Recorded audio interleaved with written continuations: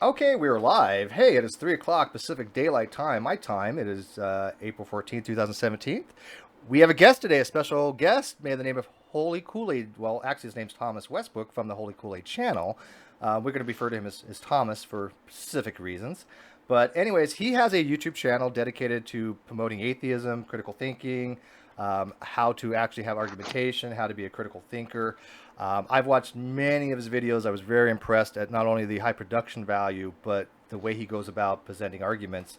And so a while back, I had asked him to come into the Great Debate community and kind of have a little sit down with us for an hour or two, and he was more than happy to do so. In fact, he's been very, very accommodating to come on and talk to us about some of his videos, what he's experienced from his deconversion from religiosity to atheism.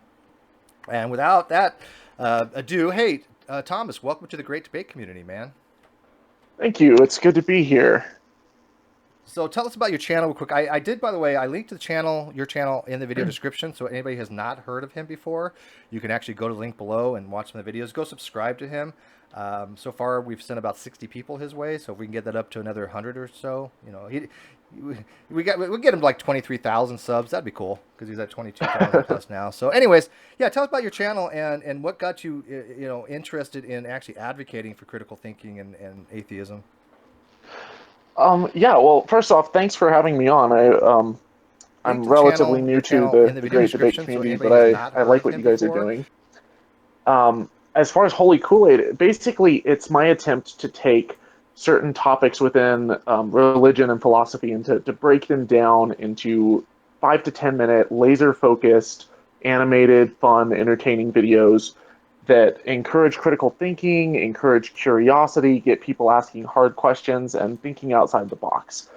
Because I want people to be free to either follow a religion or follow no religion, to be able to speak their mind, to be able to explore and to learn without, shackles.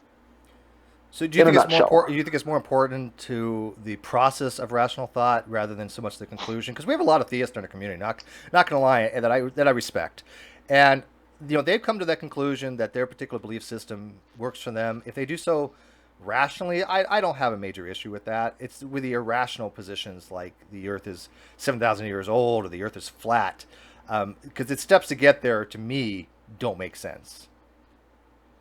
Yeah, I mean, definitely the process is huge. If you're trying to arrive at any kind of a rational conclusion and you're going about it, without logic and without reason, you're not going to end up at the same conclusion as someone else who is, but you might have different evidence than someone else. You might have different data than someone else. And I think that if as long as we encourage free thought and free inquiry, I don't really care if there's a God or not. Like if there's a God, I'll worship and follow that God if there's evidence for its existence and that it even wants to be worshipped. I'm just not convinced that that's the case. I think that's But I think that's kind of the position of most skeptics, that they want to have some kind of evidential reason to believe in God. I think did you have one of your videos? I think it was your video that had a quote from Thomas Paine that I liked. Something along the lines of accepting individual subjective evidence possibly as evidence for God, but you can't relate it to anybody else because there's an epistemic limit there. yeah, it's essentially the quote comes from the Age of Reason, and to paraphrase, it's essentially revelation is only revelation to the first person and hearsay to everyone else. And that makes a lot. And Doesn't make a lot of sense. I like that quote. I really yeah, do. and it's essentially, I mean, if someone comes up to you and they tell you that they had some, that they have some anecdotal evidence for the existence of God, and they stumbled across, this amazing sunset and they just felt the voice of God ringing in their ears. Well, if I'm actually there and I actually have scientific equipment, I can start, breaking down and seeing, what's going on. Is the person sleep deprived? Are they hallucinating? Let's get their brain in an fMRI machine. Let's start running some tests. And do I hear the voice too? Is there, there's all different kinds of the scientific, um, like you can apply the scientific method to it and try to see what's going on. You may not necessarily figure it out in that situation, but if someone just comes to me and they, and I'm not there, and they're like, oh, I had this amazing experience, or, my grandma, she used to suffer from arthritis and her pain diminished after she pledged $1,000 to Peter Popoff's church or something. Yeah. Yeah. I'm not convinced in the slightest by that, because there's people who have equally insane anecdotal experiences about Mormonism and Hinduism and Buddhism, Jainism, Islam. It's across the board. And, we know how human memory is faulty and how it changes and how malleable it is. And we also know how easy our brain is manipulated and how easy it is to hallucinate. There's a book, and I'm actually going to include this in a future video, but I was reading a book called SEAL Team 6, and it talks about a guy who's in the Navy SEALs, and as he's detailing his training, I think it's about a week long phase where they're heavily sleep deprived, and he's in this boat with a bunch of other crewmen or other SEALs, whatever they call them, and one of them yells out, "There's a sea monster!" And they all just take their oars and they start beating the crap out of this sea monster. And it turns out that it's a net that's just caught on the boat. But they're all so sleep deprived that they have kind of this group hallucination that they all think that there's a sea monster where there is none. Right. And I if you definitely can can see that being have possible. if you can have a group like that, Navy SEALs, these are people who they're taught to be extremely um these aren't crazy drug addict hippies having a LSD experience. They're Orgy. just or an Hey, I was orgy. in the Navy for 6 years. What happens, on ship stays on ship. Okay, so don't judge. But my point is that even something as simple as sleep deprivation can lead, and I've had some like minor hallucinations just when I've like stayed up 3 nights in a row, and you start kind of nodding off and start seeing things that aren't there. Oh yeah. And anyone can be susceptible to this. So I want to encourage scientific skepticism, but first through scientific education, because if people don't understand even the basics of neuroscience and how memory works and how the brain works, then it's going to be hard for them to try to piece this stuff together and explain it. Yeah, you're kind of going from like the God in the amygdala type of approach, and yeah, I mean, I personally have suffered through sleep paralysis for my entire life, and I've had numerous episodic things of sleep paralysis and lucid dreams. But I came to realization a long time ago that this is all my mind, excuse my French, fucking with me. It happens, and it is very, very vivid. Don't get me wrong. I've seen the old hag once. I had an instance where I literally saw this demonic form. It looked like a crypt keeper or something floating over me, and this black, shadowy thing, and I could see the eyes and the fingers, but I wasn't scared. I was like, "What the fuck you want?" kind of thing, right? Yeah. But I realized it was just in my head. And I was actually taking more of an approach of, okay, I'm going to examine this. What am I seeing here? How is my brain doing this? And it didn't bother me at that point. It didn't scare me like you think it would. If now this would have happened when I was a 12-year-old child, what do you think effect would have had? Well, yeah, and it happened to me for the first time when I want to say maybe a sophomore or junior in college. And I was still a theist at the time, but I thought it was demons, and I was horrified. I Sure. was Oh, terrified absolutely. because, when you're told your whole life that there is, this evil, that the devil roams around like a roaring lion, seeking someone to devour, you get this image, and suddenly it's in your room, and it's stalking you, and it's coming for you. And the ironic thing about it was when I first experienced this, I was a part of a group that was worshiping several times a day, seeking God like with all of our heart, and just there was no reason whatsoever that I should have even been remotely susceptible to something like that. And yet I was, and then in the process I'm crying out to God while this is happening, and it's not making any difference whatsoever. And it's only, after I finally just kind of get frustrated, 10, 20 seconds pass by, and then it kind of dissipates. I'm glad you And mentioned that you called out, like, for example, somebody else told me the same thing, like, hey, Steve, do an experiment. When that happens, pray in the name of Jesus and see if it goes away. And I've done that, and it doesn't have any effect. Matter of fact, I've actually had people, in my dream, you'll be talking to somebody and be like, okay, in the name of Jesus, and they'll be like, look at you kind of like weird, like, what? It doesn't have any effect. Just It just didn't. just start cycling through all the gods. Try like Vishnu and Thor, and Yeah, also maybe you eventually you'll hit land on Vishnu, one. and they're like, no, that would suck. But it doesn't have the Yeah, I mean, effect that they think, and maybe to them it does. Maybe they're conditioned that the name has power, and so if they invoke whatever deity they want, and they see these forms, have some kind of reaction, that's again their subconscious playing tricks on them because that's what they're conditioned to think. And me being a yeah, skeptic, I'm not conditioned that way. Even though I used to be a Mormon, so I mean I've been through the gamut of believing, and I did. It wasn't very long, but there's still some things that I go, what the hell, I can't explain, kind of things. And so I'm not like absolutely not to the point. Well, I'm not to the point where I can say there's nothing to supernatural stuff. I don't know, but for the most part, I think 99% can be explained by naturalistic means. How about that? well, I would go a step further and say that, about 90% of it has been explained. Sure. Yeah. Hmm. Not 90% of everything that there is to know, but as far as supernatural encounters go, Oh yeah, we and know a which is lot more saying a now than they lot. did. That's saying a lot considering that neuroscience is a brand new field. We haven't been able to look inside the brain for, more than a good 30, 40 years or so, and the equipment just keeps getting better. So it's, I'm looking forward to a time, 100 or 200 years from now. I won't still be alive unless, future medicine really picks up. But I'm looking forward to a time when we know exactly what is going on in the brain and know exactly what every single neuron that's firing, exactly how it works. And I think that we have a ways to go, but I don't think that that's outside of our Not at all. scientific reach. Not at all. But it doesn't take a leap to extrapolate that if we can understand people have these things like sleep paralysis and lucid dreaming, that 2,000 years ago people had these things, and they just decided to take them as a supernatural origin.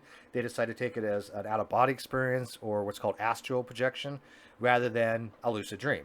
So it's not. Yeah, Yeah, I don't think it's unreasonable to make that leap that they probably have these things, but we can explain them now. They didn't have the technology or the science or the knowledge to explain them properly. Would you agree? absolutely. And it's not just there's a million and one things, and I may not know every single weird psychotic thing that's going on inside of our brains.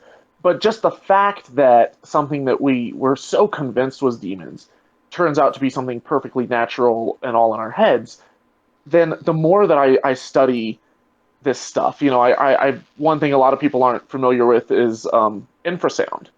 And there's a certain frequency range that our ears are able to pick up. And if it's too high pitched, then that's the first part of your hearing to go. If it's above like 19,000 hertz, I believe is what around age 20 you stop being able to hear. That's your very And high pitch. which this is actually kind of a bit of a rabbit trail, but it's kind of a fun side story. When I was working in IT for Texas A&M, I still had pretty good hearing. I mean, I think I still do, but I was also the youngest one working there, so I set my ringtone to 19,000 hertz, and then when it would go off and during a meeting, then no one else would notice it, but I knew I had a call. So that's kind of a fun Yeah, tangent, that's but true. That's true though. At that age, you have the higher range. And by the way, I took courses from Texas A&M. I took my micro economics and college algebra from Texas A&M. awesome. Yeah. So But extension, but yeah. aside from that, on the opposite end of the hearing spectrum, if you go below a certain frequency, I forget the exact, it's like 40 hertz, or I don't know, I could be off on the. That's really This is low. why this is why I research before I make my videos when I'm live, But if you go below a certain frequency, then there's a range of sound that we're not able to audibly detect, like we don't hear it, with our ears and can't pinpoint where it's coming from, Hmm. but we can still react to it. So you'll during certain natural disasters like earthquakes or tsunamis or things, sometimes there's kind of a rumble or a tremor or vibrating that is so far below our level of hearing, but we still freak out. Our body still responds, in a fight or flight way, and we're not sure why. We're not able to determine what's going on. Doesn't that mostly get picked up by actually the bones in the skull, if I remember correctly? Some of the low frequencies can I actually be believe so, yeah. inharmonic relationship with skull bones. So But I've heard stories of people who, they thought that their basement was haunted. And every time they go down, the hair on the back of their neck stands up, they start freaking out, they start panicking, and then, some skeptics have come in and examined the house and found that there was some fan that was giving off this frequency. yeah, that might. Yeah, I And definitely believe that. Sure. I was going to you ask know, how close they live to the railroad tracks and what time of day do they experience this. yeah. And if something as simple but kind of counterintuitive, you wouldn't really think of that right off the bat. But if there's little things that, are much better explanations for the supernatural than, all of the laws of nature just completely reverse themselves but are entirely undetectable and there's, some succubus living in my closet, I find the former a little bit more believable. Well, let me play devil's advocate for a second. Could it be? I mean, I don't think you could ever develop a falsification criteria for this, but would it be possible that if there was such thing as demons, then if there was just a small minority of the actual cases that existed, they would blend in with all the other cases we know not to be true. Same thing with aliens, right? I mean, we can definitely say that the vast majority of alien sightings or UFO sightings are naturalistic. We can show what they actually are, but that small percentage that might actually be aliens, which I don't think that are, but they'd be blending in with all the other reports, right? Would that be even possible, you think? Um, I mean, I suppose it's technically possible, but here's where I take issue with that, and that's um, within science. We don't have a fully formed theory of everything, but we're pretty damn close, and we know the puzzle pieces that are missing. Yeah, there's a little bit that M theory is missing. There's a little bit that string theory may not entirely explain, and there's some holes and gaps here and there, and there's a lot of stuff within the scientific community that we have yet to learn. But when it comes to the supernatural, there really isn't. There's not really a place for it. There's not really a you know how are we able to, of everything that we observe and of everything that we test and of everything that, we're able to detect, why is it that the supernatural leaves it seems to leave no traces or no evidence? There's no way that we can pick up, you can't just walk into a room with, and suddenly detect that, you know, oh, here's ectoplasm left over from a ghost. By design, maybe.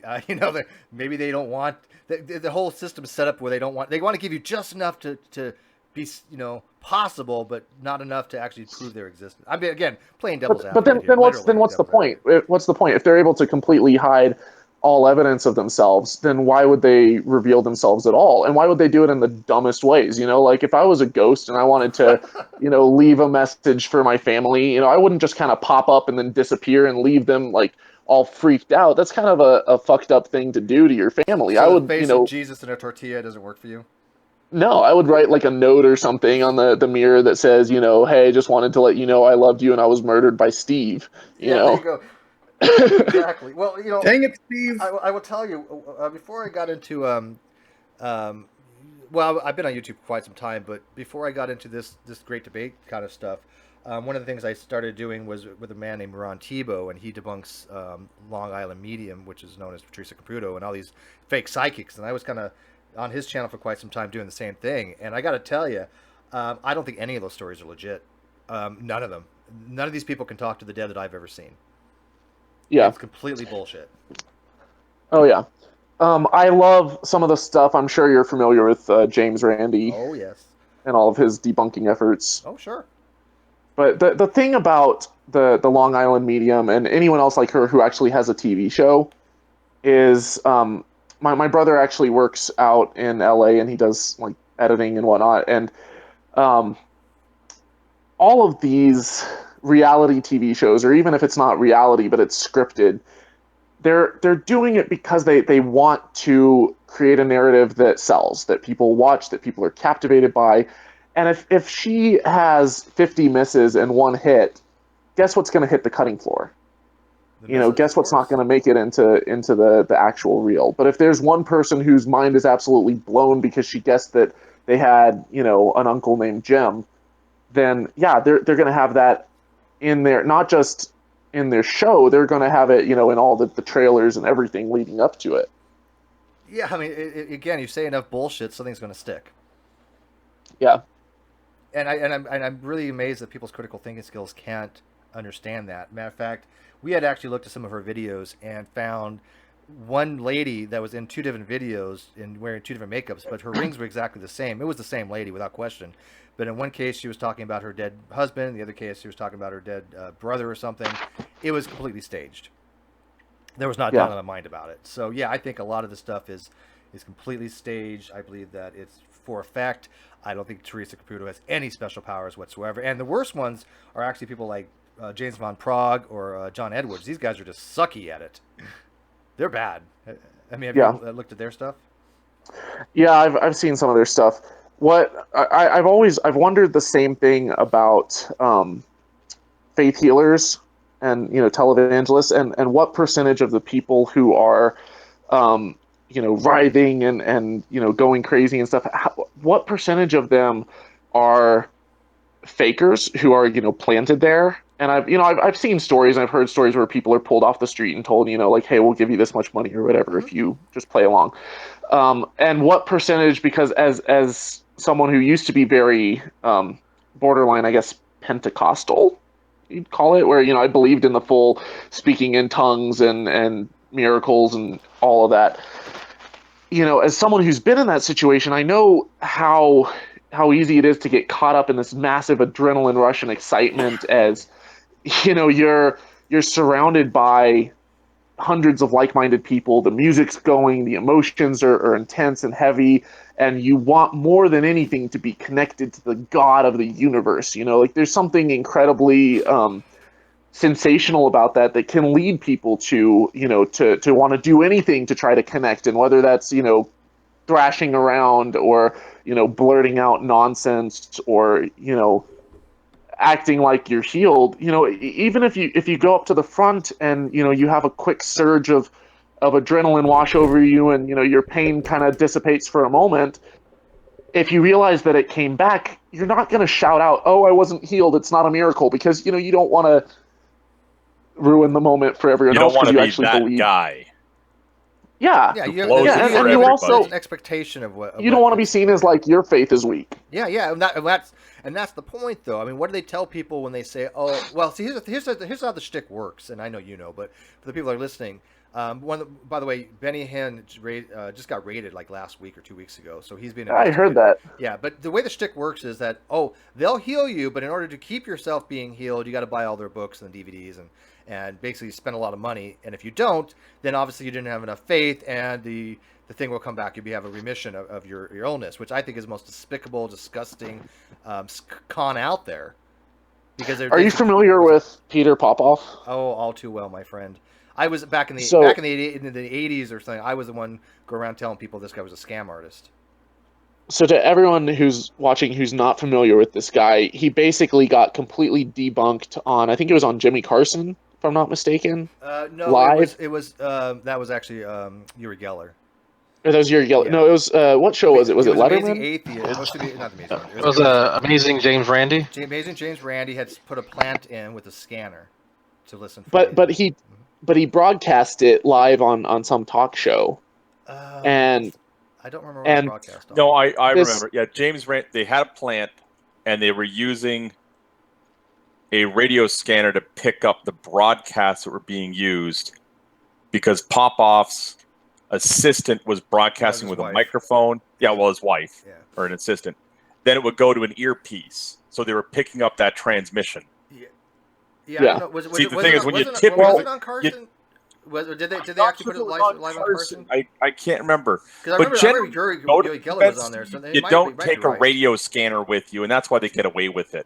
You might be right. Maybe they did put it on Carson too as well, because I don't remember that particular episode, but people are saying in the live chat, and they know more and more about this than I do, because they're all experts, that it was on Carson. So let's go with that. So.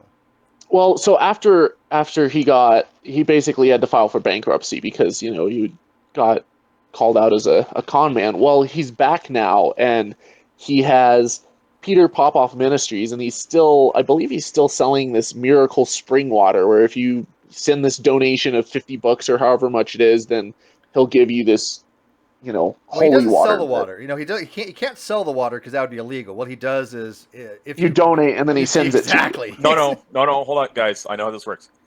You send in asking for it. He then sends it to you. You then open it up, do whatever the little letter says, and do whatever you do with your holy oil, water, or piece of string or cloth that he gives you. prayer Then, cloth. Do you remember prayer cloths? there's several different things he can send you. Then, whatever little miracle you were expecting to have happen, that's when you send your donation in. Didn't John Oliver do like a whole thing on this where like there's like the prayer rug and you have to keep sending it exactly. back and forth and Yes, they're he like made it's that. He super made its important actual that thing. you Yeah. Yeah, it's that you put basically this rug on the they're ground. religious chain letters. Yeah, That's exactly. what it all comes down to. Oh my God. Yeah, these con men are just, and like you said, Peter Popoff, filed for bankruptcy, and the fact that he's back and people still buy into it, that just tells you really that there are always going to be some people out there that just don't get the message, right? They don't get the memo. These people are frauds, and that's what these people will prey upon every single time. Yeah, and his wife would I didn't know if you already said this, but his wife would be talking to in his ear. Yeah. You'd tell where the people were, and I don't know if you already said that, but Yeah, that's the most right on. amazing part. I mean, that came out. And just FYI, the link to join us is in the forums. You guys know where it's at. If you don't know where it's at, then, well, tough luck. But it's in the same place it's always at. So come and join us. I do want to ask Thomas real quick about a little change of topic. How he feels about the political climate and the anti-science movements that are being out there, and the fact that there is pushback, as I said there was going to be, from academics and teachers saying that we do not want alternative facts being taught in school because they're alternative and they're not facts. How's your stance on that? I mean, have you got involved in any of that type of activism whatsoever? Well, as far as my stance on it, I'm definitely not. I'm not in favor of the current direction of things. You can, it's not too hard to pick that up just by watching my channel and seeing, how pro science I am and pro education I am. For a long time, I've been frustrated with the state of education in the U.S.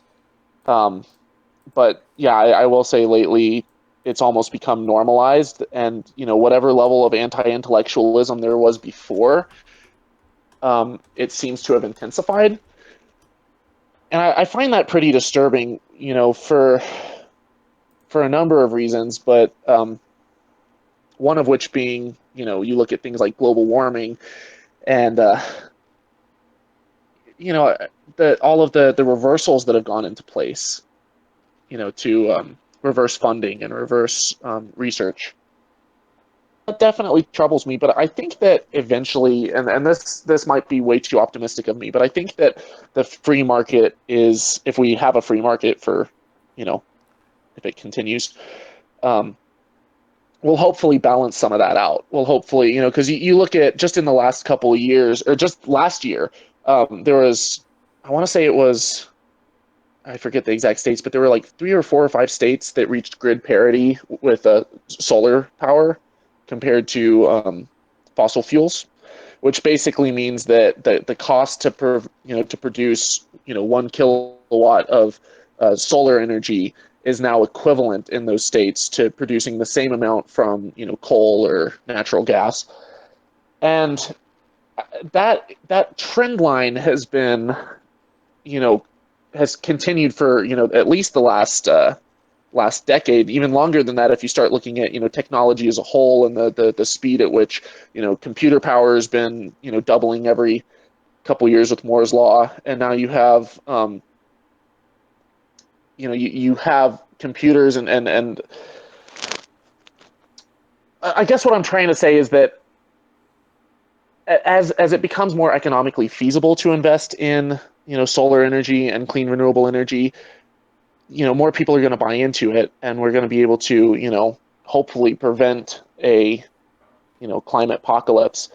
But that still doesn't fix the problem of, all of the people who are denying climate change in the first place, all of the people who are denying evolution in the first place and denying, the efficacy of vaccines and whatnot.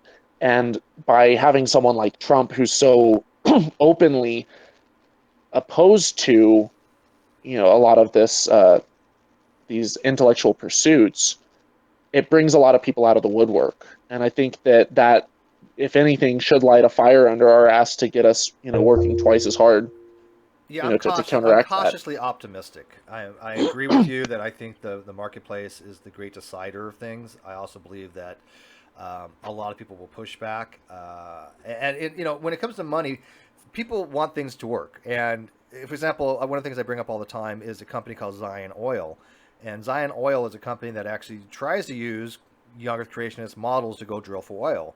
They've had now 4 wells that they've dug, and all of them been dry. Their stock is like $1.67 a share or something like that. It doesn't work, and so you cannot have a business that's sustained that way. It's an unsustainable business model. So I do agree with you that I'm cautiously optimistic, and I do agree that solar and alternative fuels are making a big dent in the market. Right now, solar is about 1 to 2% on the grid. They're producing a lot with what's called Generation 5. Hydrogen type cells that are going to be popular because it has a very high power density.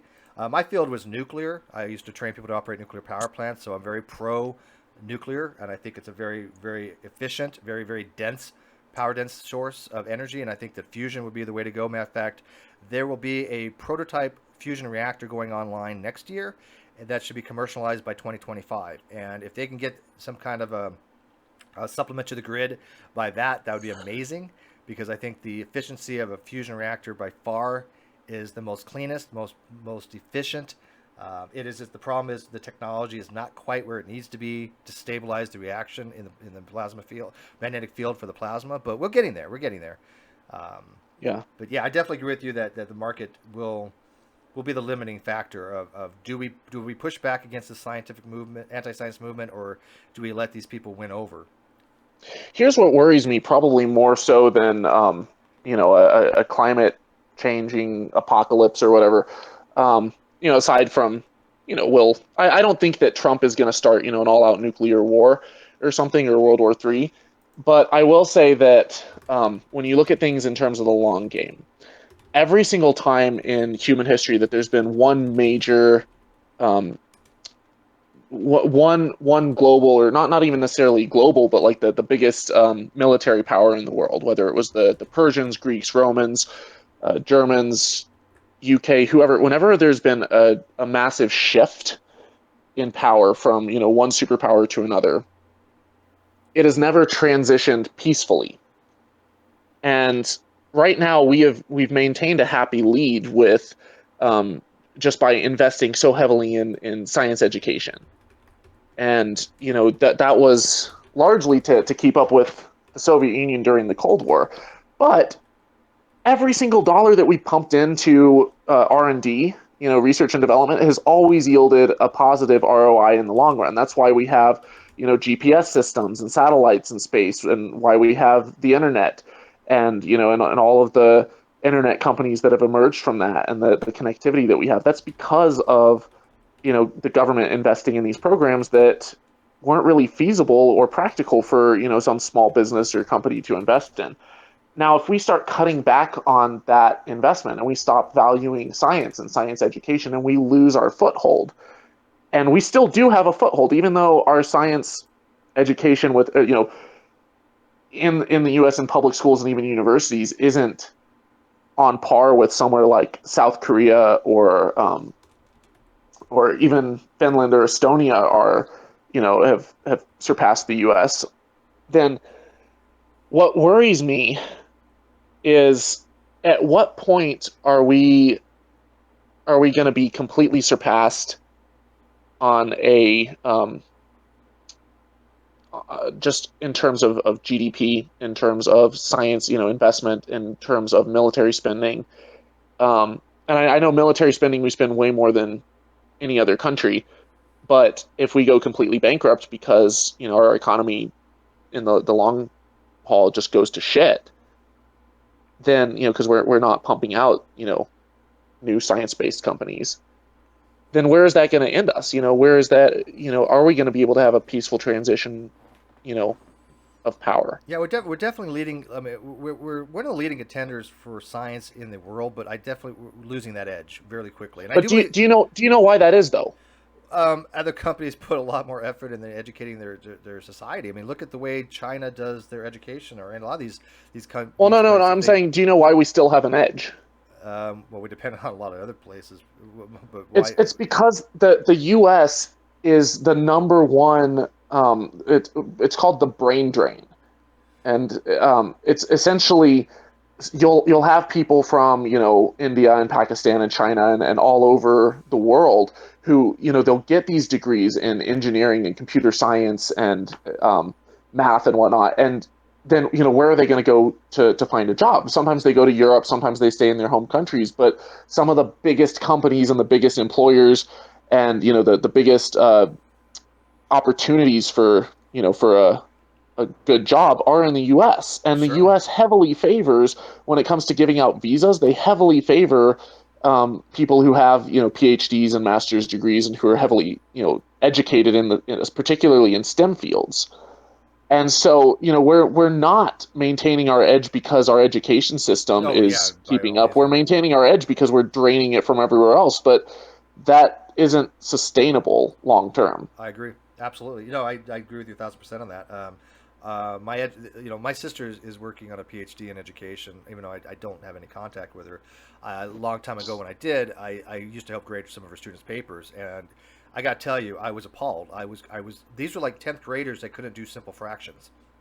I'm not even Yeah. exaggerating. There were these questions on 10th grade papers were like, here's five squares shaded in 3/5. They couldn't do it. I mean, it was not special ed classes. These were just regular kids. They had no idea in the world basic math skills. And so Yeah. no, I know our education. Now we've gotten to what's called core, Common Core now, which is supposed to be changing the standard. So every school has the same kind of curriculum. It has pros and cons. I think it's unwieldy, and I think it needs to be trimmed, and I think it makes things far more complicated. But I at least like the fact that they're at least trying to introduce students to more advanced concepts a lot earlier on than normal.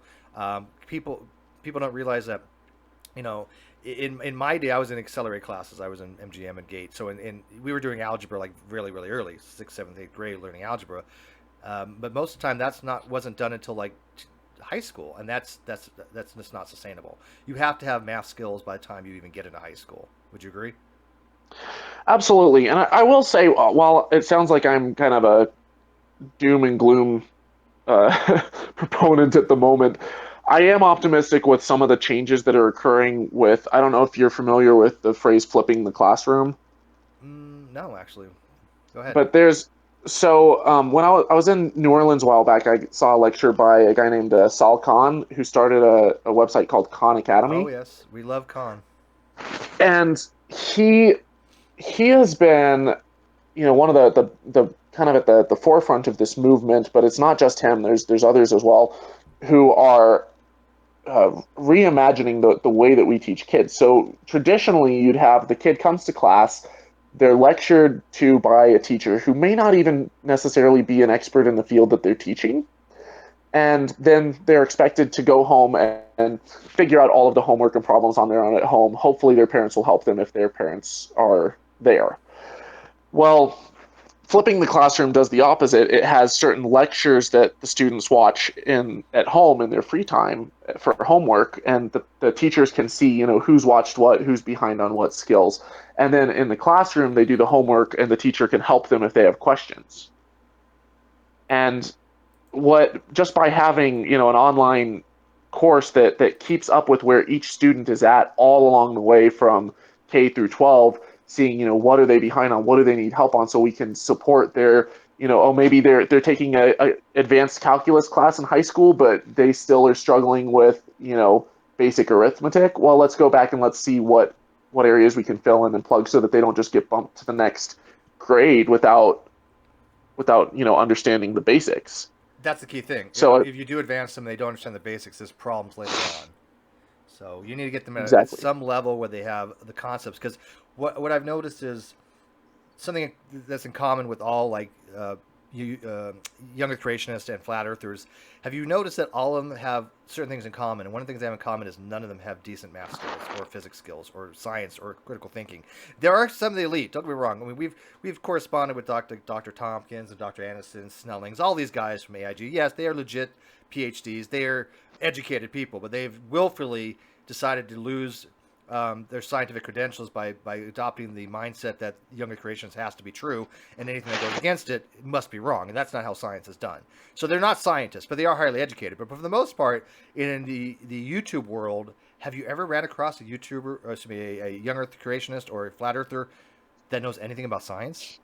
Because if you have, point it my way, because I'm not aware of them. Steve, and of those, how many were homeschooled? I'll tell you what, probably a lot of them were homeschooled, but they had absentee parents.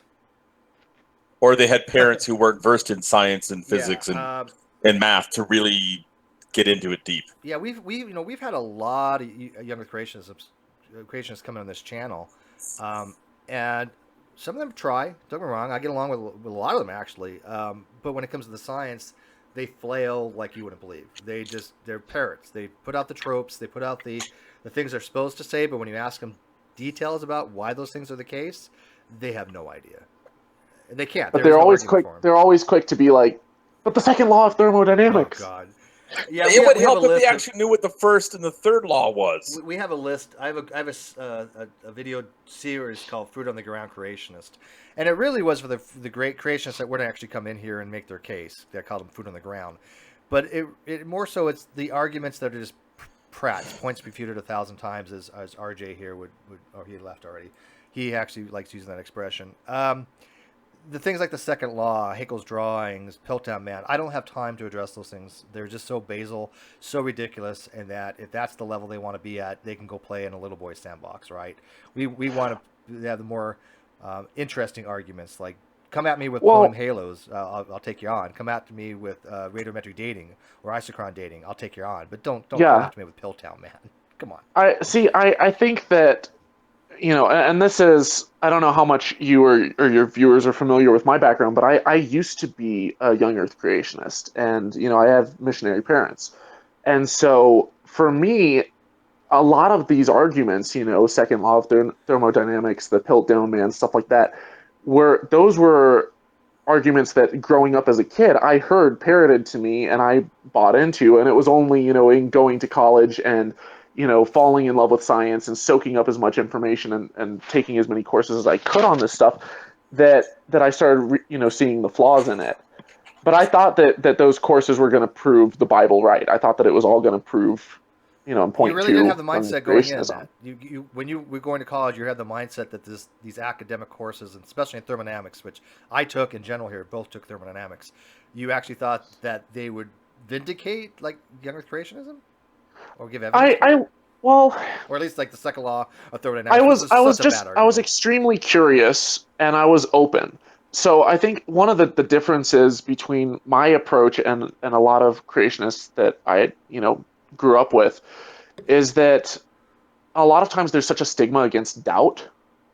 And, you know, there's, you know, oh, you can't question it, you know, don't question God, we're not meant to know these things, and God works in mysterious ways, and doubt is a sin.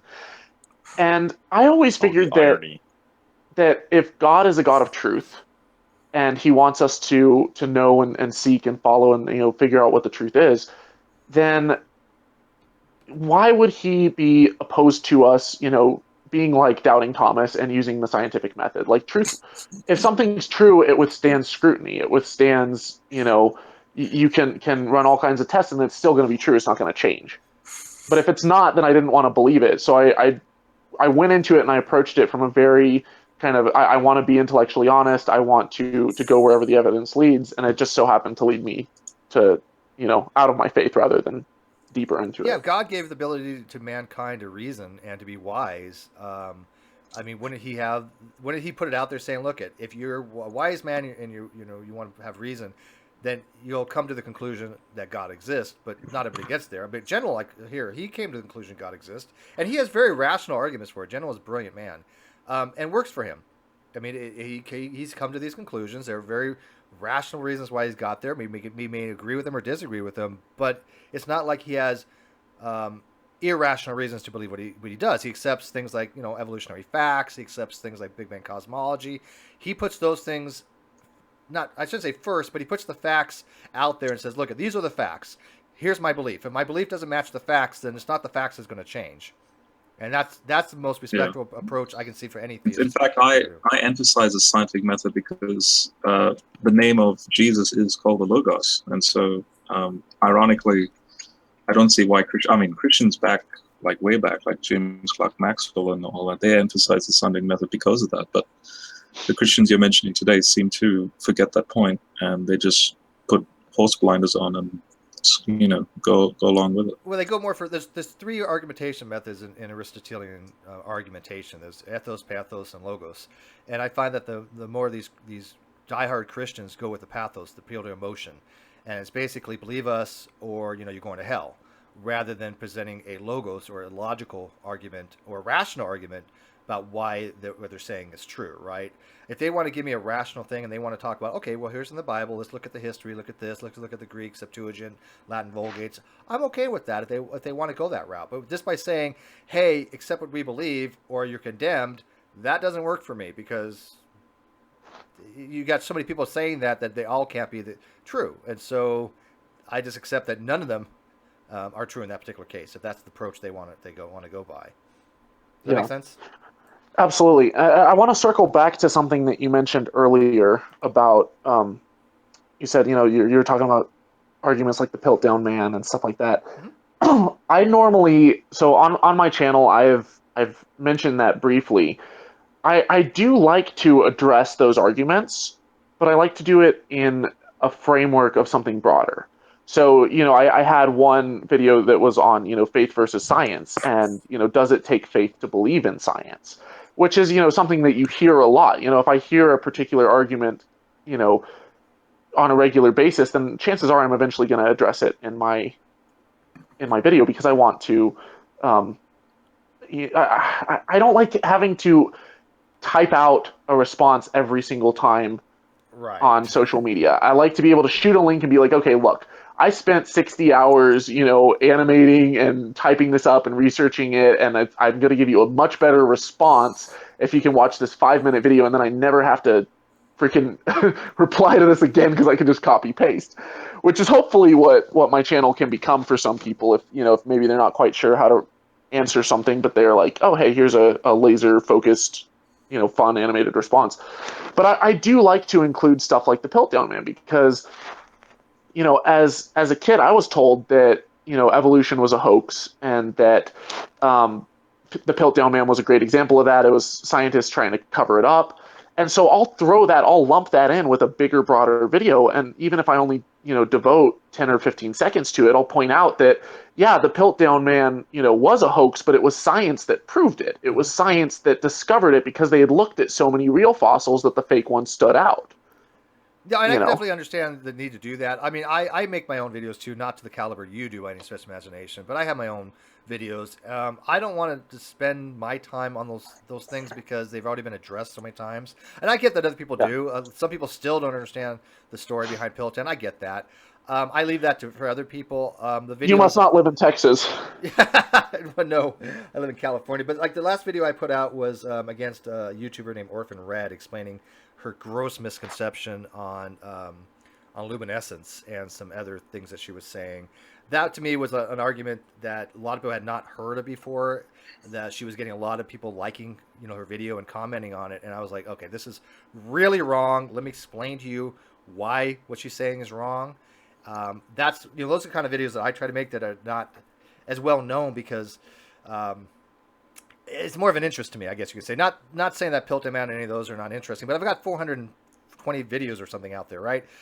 We've addressed these things before, right? So if somebody doesn't know by now, Piltdown Man or Nebraska Man or second law of thermodynamics, they're not at a level that I really want to engage with. I want to have the young Earth creationists come in here that says, hey, Steve, I've got evidence that Gentry's work on polonium halos was legit. Okay, great. Or, I've got evidence that, speciation doesn't work the way we think it does. There's no such thing as anagenesis or cladogenesis. I'm like, okay, bring it on. That's what I'm looking for, and it's very hard to find those people. Let me tell you. Well, and I honestly, I would love to get to a point where, I've already addressed all this stuff, and we can move past it. But I keep hearing these arguments again and again and again, and And until I make you probably will. That's the problem. until I make a video for each one of them, then I'm kind of stuck.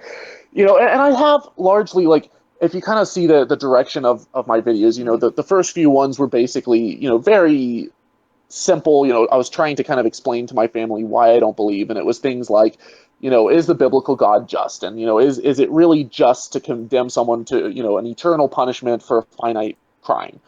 And, so it's really basic stuff like that, but it got positive feedback, and I realized that there was an audience for it.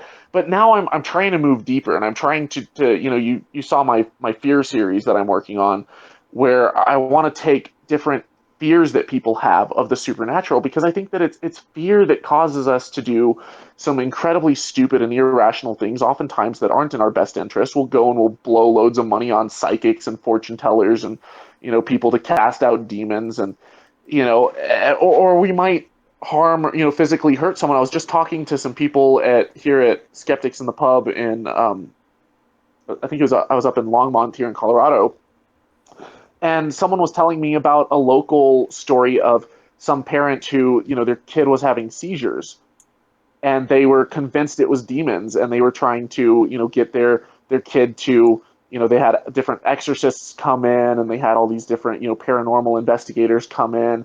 And in the meantime, this kid is not getting any kind of medical treatment, and that the repercussions of something like that can be pretty That's child abuse to me, dire. though. That's child abuse to It me. is, and eventually they got their kid was taken away from them for that very reason.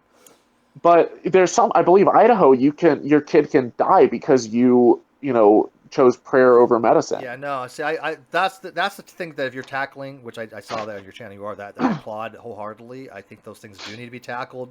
There is not an over way of tackling that. It needs to be addressed. It needs to be constantly addressed, because then you're dealing not so much even with beliefs. You're dealing with people's lives. So you have to keep harping on that. So yeah. Well, and I think too, that. if I there's some topics that are just fun. Like I made one video that was. It was literally 5 different, weird beliefs that people have in God. There's the whole, are we living in a simulation? Is God an alien from outer space? Is God, the universe itself that exploded? And it's just videos like that. They're entertaining to think about and to dive into, but I don't feel like they are really activist content. It's not something that people's lives are on the line. So like if I make a video about Islam or something, and the way that women are treated in the Muslim world, then like that's much more of a relevant, activist centric I leave that to Sargon Cod and Site 10 Atheists. Those guys have got that market pretty well cornered. If you know who they are. I do that. I haven't watched a whole lot of Site 10 stuff. Really? Site 10 is the best. Go watch Cunt Fighter. I've seen some of both of theirs, and their approach is a little bit more divisive and a little bit more confrontational and heated than I like. Yeah, everybody's got their different style. I will admit that that's their shtick. Yeah. I definitely find it entertaining, but I'm trying to build more bridges and. No, I got you. No, I totally agree with you. I think that you don't seem like a confrontational kind of person. You come across as very, very polite, very generous. And genuine. So I think you need to stay with that, position. But people like Site 10, they made a huge channel out being divisive for a reason. But his videos are amazing. Like I said, Cunt Finder is one of my favorite videos. Dragnot's actually in that video. They actually have a parody of him. Nice. So I think Site 10's videos are not politically correct, and I think that's a good thing, especially in regards to the Islam topic. You gotta rock the boat sometimes, Yeah, I think it needs to be bluntly stated, like an obvious, ridiculousness thing that they believe, that it needs to be bluntly. See, I'm in the middle. Yeah, I do it both ways, needs to be bluntly. Right? Would you say I'm kind of in the middle there, General? I have videos that are just in your face, blunt. Yeah, you're an idiot, and then the other ones are going to be very polite and nice to them. So I'm kind of but you're not rude about it. You're just blunt like that. But that's a good thing, I though. can't. I don't know. I can be. I guess I'm not perfect. I've made some errors over the last 3 years of being probably a little bit too aggressive. Like I think with Dr. Lawrence, I think I was a little more aggressive than I needed to be. But I was so fucking agitated that this guy was a Yeah, chiropractor but yeah. spewing bullshit that I was I was kind of livid if you didn't notice. But No, you're not going out of your way to be like that all the time. no, You're a very nice guy. You're very, you're well thought don't out, let that get and around, man. so, You got a reputation. to Here's uphold. the distinction that I try to draw, and that's when if I watch a channel or anything, there's I think he's a creationist who speaks out pretty heavily against Islam. Is it David Wood? Are you familiar with? Has a No. YouTube channel. yeah, Um, I I, know David Wood. I know Sam Shimon, David Wood, Usama Dakdok, all those guys. They're very good. if I see someone like that who's criticizing Islam, I wonder, what is their motive? What is behind it? Are they doing it just because they're like, I have to spread, the word of Jesus, and I will completely overlook any of the transgressions of my own side, just and just point out, the failings of a particular, another particular faith. I prefer being an equal opportunity offender, and I will, criticize Christianity and Mormonism and, you know, even people within the secular community, but not in a way to be like, to put down, but hopefully to build up and to make this world better and more united and stronger and more rational. But I want to do what I do out of a love for humanity. I don't want to do it just because I'm pissed off or angry or want to put people down or just promote my narrative. If that and I just finished reading a book called The Atheist Muslim by Ali Rizvi. Fantastic book. But in it, he makes this very clear distinction between anti-Muslim bigotry and Islamophobia, Yes, and there's he talks distinction. about how he, as someone who grew up culturally Muslim or who grew up as an actual Muslim and then came to the States and now still has a lot of the cultural identity associated with that, has he's going to get lumped into just he goes out and he's got brown skin and whatnot. Oftentimes will face certain levels of bigotry that are just endemic that don't make any sense given the fact that he's an atheist. Yeah. And but he's pushing for reform, and so he's getting attacked both by Muslims who are pissed off that he wants to reform their faith, and also by people on the right who see him as a brown guy. Yeah.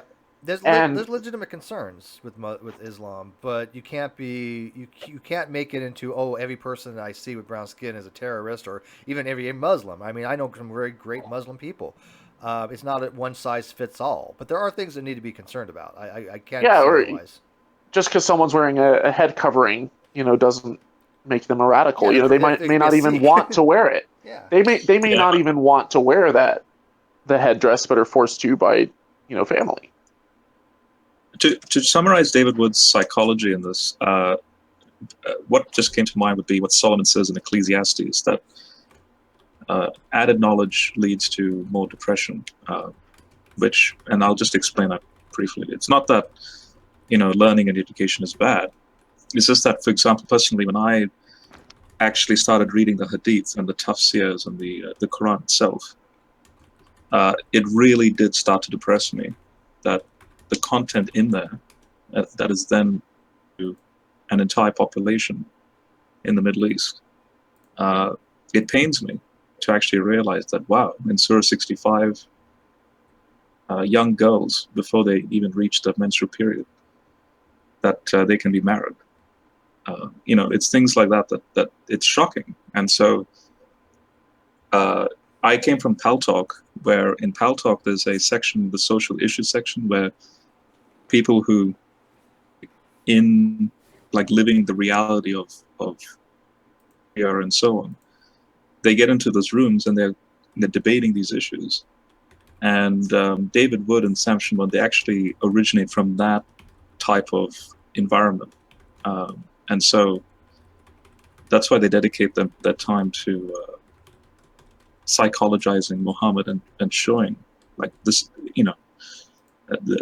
crossing the D's, dotting the I's, that sort of thing. Like, look, this is actually what's in the Quran and so on. Look at it in the black and white sense, how it can actually be dangerous for a society. But I agree with you that sometimes it can go overboard, like it can become too repetitive and, unnecessarily, the same thing mentioned over and over again. So yeah, but you have legit criticisms. I think people do have legit. Yeah. It's a point. It's where it becomes not a legit criticism again is when you're stereotyping people and you're just kind of relegating them all to the same type of Muslim, and they're not. So those, They're those Well, as long as people we're would able be. to make the distinction between Islam, the ideology, and and the person who, Yeah, I'm against the ideology. I'm not abashed to say that. I'm very much against Islamic ideology, not for any religious reasons, but I just think that it's a harmful position to take. I think it's detrimental to society. I'm very much against Sharia law, and anybody who says that most Muslims are against Sharia, I don't find that to be the case. I find that most of them, even if they don't personally like it, it's part of their religion to accept that Sharia law should be implemented. Do you not agree? well, even within Islam, though, there's various versions of Sharia, and a Sure, lot of times, sure. like if you look at like Pew Research polls and stuff, and you see, and I'm playing the devil's advocate here, but you see, um, this percentage of Muslims living in the UK think that implementing Sharia law would be a good idea. Well, of course they're going to answer yes because they feel like if you straight up put it to them and they're told from a young age that Sharia law is basically the law that was handed down by God that's perfect for Muslims to follow. But then if you ask them at the same time, do you partake in alcohol or is it okay to drink alcohol on occasion, and a lot of times they'll be like, oh yeah, no problem, like if it's not a formal poll there, but that goes against Sharia law, so it's there's a whole different um practice and theory Yeah, but that's say or one thing, do you know another. Then so Well, I I say guess a lot of that people do that. I guess. I say that just to kind of counteract this idea that all Muslims are Sure, radical, sure. crazy, and the reason that I feel a need to do that is because as someone who grew up in the Muslim world, I have a lot of Muslim friends, and Yeah. I've spent some time with some wonderful people, and most of them that I've met just want to have provide for their family and live a comfortable life with friends and Yeah, I absolutely agree but on that. Like I said, I but think the at the vast same majority time, are normal, decent people, but it's that radical fringe that does concern a lot of people, and as well as it should. yeah. At the same time, I will completely tear their religion apart because I think that every idea should be heavily scrutinized. But I do the same thing with every religion, and this is one thing that pisses me off almost more than any other when I get responses to like tweets that I send out or videos that I make where people, if I criticize Islam, then everyone's like, you know, oh, but in the Bible, there's all this horrible stuff too. And I'm like, have you seen like 90% of my content? I'm like targeting Christianity because that's what I know the most about. But then if I make a video about Christianity, I'll have the same people that are like, well, don't you see that the problem, is going on in the Muslim You world and there's can't so win. much You do it worse one stuff? group and the other group. Yeah, You I can't know. win. I know. Yeah. Oh, by the way, I haven't followed you on. I just noticed this. I'm not following you on Twitter. There we go. Here, I'll give you. Can I put out your Twitter feed too? Yeah, I think I just tweeted about you. Okay, here. I already put that's his Twitter. I already put out your YouTube channel quite a few times. I think you've got like 70 plus subscribers since I started. So the other day Oh, when cool. I listed that I was having this hangout. So not a huge amount, but hey, 70 you didn't have before, right? Hey, every bit helps. I greatly Plus, appreciate it. well, like I said, when people watch this stuff later on too, we usually get about 2,000 views. So the people in the Great Debate community, eventually they'll all filter over and subscribe to you. That's a few hundred people easily that will. So That's awesome. we like to have a network of these kind of channels. Like for example, one of the younger creationists that just joined us. I don't know, 5 or 6 months ago, by the name Apologia. He has some wonderful videos that he makes against Ken Ham and against Young Earth Creationism. He's doing the same thing you are. He was a Young Earth Creationist, and he left, and he's explaining to his family and his kids, who are still in it, why there's so many mistakes with it. And You know, this guy, he's brilliant. He used to work for Lucas Online. Matter of fact, he was one of the people that worked actually on the Star Wars movies and was the web operator for Lucas Online Entertainment. So he was a big schmuck, in the entertainment world, and he's making videos now, high-end production videos, and they're wonderful. But he doesn't have a large channel. When he had like I don't know, like 80 subscribers or something like that. And when he hit 100, he was so happy. Now he's well over 1,000 since we've had him on. And Did you say Apologia? His name's Pelagia. Because I see Apologia Studios that has 46,000 subs. No. This is Pelagia. Yeah, no. Apology is with a Paulogia. It's not AP. Yeah, it's just it's I not see. apologetics. It's just Pelagia. His name's Paul. Oh yeah, no, I think I've seen this guy. Very good stuff. Nice guy. Very Yeah, nice yeah. guy. So I believe on the model that a rising tide kind of increases all lifts all ships and Me too. So I reached out to a lot, like we had Vadim on here the other day, Creationist Cast, Worthless Human Slave. That was fun. King Is Crockett that the name that he calls himself, Yeah. and he's the guy who makes the videos for? Yeah, he's Creationist Cast, Worthless Human Slave. Yeah, he's got a good niche going on. That's awesome. Yeah, the cat has difficulty using the keyboard, Well, like the actual computer what the hell keyboard. do? Yeah, So editing is kind of difficult. So you need someone to press I the told buttons Vadim for he's you. never going to fire you. Who the fuck is going to get to make his videos? Worse than that, who's going to put food in the dish? And clean his cat box and shit, right? Yeah. Yeah, no, the atheist YouTube community is actually, it's fairly small. So like I know most of these people. If I haven't communicated with them directly, I at least am familiar with their channels. Yeah, it's a tightly kind of. I mean, I'm not gonna lie. My channel's not a theism or atheism. I'm an agnostic. I'm a temporal agnostic. I don't care what your philosophical position is. My thing is what's a better argument. Who's giving me a logical argument we can look at? Give me a syllogism. Give me a reason to accept, whether it be ethos, pathos, or logos. Give me a reason to accept what you're saying. And if somebody Preferably a syllogism with valid premises. Yeah, well, I mean, hey Lance, welcome. You saw like Matt Slick's, tag argument, right? Where I was in Bubble from the Wing like 2 weeks ago, and I was talking to Matt, and I was like, Matt, you still haven't figured out why your P versus not P, your P or not P is not really a great argument. It's a simple, tautology, and you haven't demonstrated that you can reject one of the premises, one of the operands in your disjunctive syllogism. And of course, he was like going off on this weird stuff, and I'm like, look it. This argument's dead. Matter of fact, even in the after hangout, they're like, well, how do you fix this? And I'm like, you can't.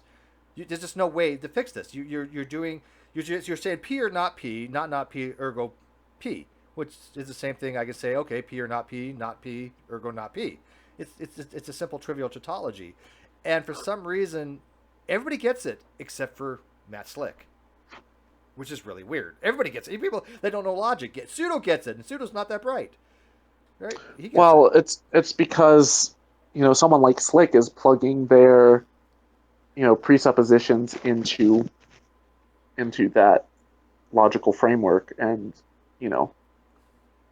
By the way, Steve, there's I'm kidding. I know, Steve. Don't worry, Steve. And Steve, I was just going to say, and I also don't pretend to have autism and Asperger's. Yeah, I don't think he does either, but that's a side issue. I mean, I don't know why. Just a quick question. Quick question to Thomas. Since you're an atheist now, how has it affected your family relationships? Ooh, good question. Well, so I came out in two different ways to my siblings versus my parents.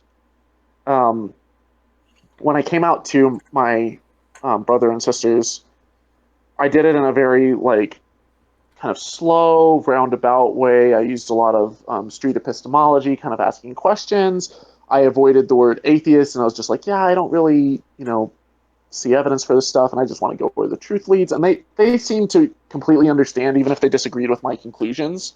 They were pretty progressive on, oh, he's just, he's seeking truth, and we, He's going through a phase. Applaud him for that. Yeah, and well, my brother lives out in LA, and even though he's a Christian, he's still pretty progressive, pretty liberal. He has a lot of gay friends and stuff that go to church with them and stuff. And so I didn't get a whole lot of blowback from my siblings, but it was more like my aunts and uncles and parents that, you know, found my YouTube channel and were incredibly, you know, distraught that I, would leave the straight and narrow and that now I'm this, godless atheist. And especially the generation that they come from, my parents are baby boomers.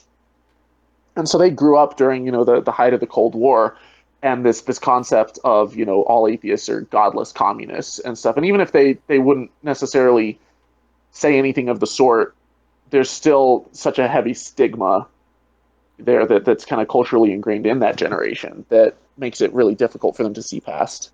Well, there's a stigma with atheism in general that it's going away, but And, a and lot of not people so ask. much with Go ahead. not so much with millennials, but No, not with the millennials. I'm a Generation X, so I'm a little bit older than you guys. In my age group, it's not. It's just if people want to be an atheist, they're an atheist. If they want to be agnostic, they're agnostic. Nobody cares. I think a lot of the younger people, they don't want to be labeled a certain thing. I only do labels because I find it a lot easier to get it Oh, out of the come on, way. Steve. The millennials can't even figure out their gender labeling. Yeah, well, yeah, that's true too. I mean, good point. I mean, but I have reasons why I'm a temporal agnostic, right? But I mean, I again like to hear people's arguments. But one of the biggest, like for example, Thomas, one of the biggest issues we have with the concept of atheism is that most of our group, most of the people in the Great Debate community, kind of go by philosophical atheism, which is atheism is a positive assertion God does not exist. It's not the typical YouTube lack theist position, which is we just lack a position, or they just lack a position because lack of position, lack of belief, because lack of belief applies to a lot of things. It applies to skepticism, it applies to atheism, and so it's an insufficient It explanation of what also your gets you theological out position of having to do the burden of proof. it's a dishonest way of trying to avoid the burden of proof or burden of justification, whatever you want to call it. I call it justification. But I think most atheists that really dive in to philosophy recognize that atheism should be more narrowly defined, as it has been historically, as a rejection or a disbelief in God and as a positive assertion that you believe God does not exist. That's what we kind of all think is a better, explanation of atheism. But you get these YouTubers like Aaron Ra, who I have the most respect for. The guy's awesome, but I don't see eye to eye with him on this. He doesn't see eye to eye with some other people as so well. so you don't think that you can have Gnostic and agnostic atheists? You can, but agnostic atheism is just superfluous. Most atheists don't say that they know God does not exist because that's an epistemic claim. They say that they believe God does not exist because that's a dosastic position. It's a lot lower standard of justification, which doesn't mean you have to prove God does not exist. It just means that what's your reasoning for it. And for an atheist, you say, I believe God does not exist, to meet their standard is very low. It does not take a lot to do it. And they might as well just say that and take that burden and run with it, because that's the argument that a theist wants to talk about. People confuse a philosophical position with a scientific claim, and they're not the same thing. In science, if I say, look, here's what I'm saying scientifically is the claim, then yeah, you have a duty to try to demonstrate that position. Granted, but in general argumentation theory, both people in an argument